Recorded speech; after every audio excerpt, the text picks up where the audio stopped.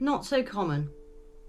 A word to denote the lower orders and those of common living standards, idea or ambition, as would say those who created the divide of class we have in this country.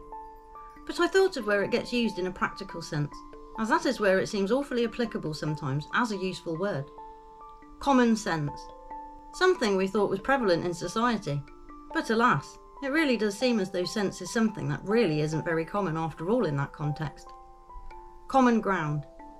To find the middle ground and a starting or joining point for an idea or way forward, lending it to something logical, or a compromise to whatever the point of issue that can be resolved somewhat, or an agreement reached.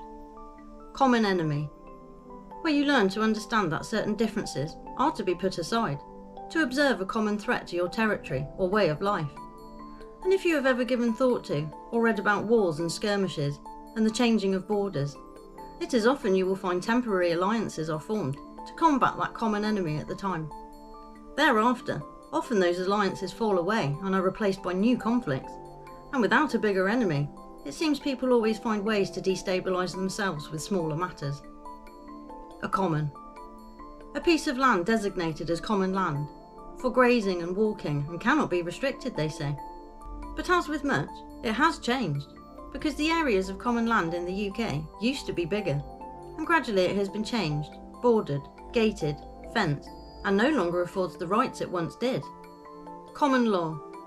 A system of laws based on customs and court decisions, rather than on written laws made by a parliament.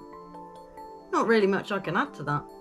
We have seen of late how the law works, so it may be common in name, but not serve any of those that may think it is there for a lawful society. Common good. Ideally, where the people falling under the banner of that good are the ones to decide it. Otherwise, it gets used as a weapon for an individual to enact a more personal or deviant agenda, as we well know. Lowest common denominator.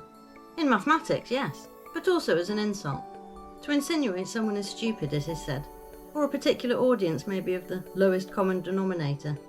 I find it interesting to give thought to words and their place in our understanding, how they came to be used as such, because they, like many things, they are twisted and used for purpose.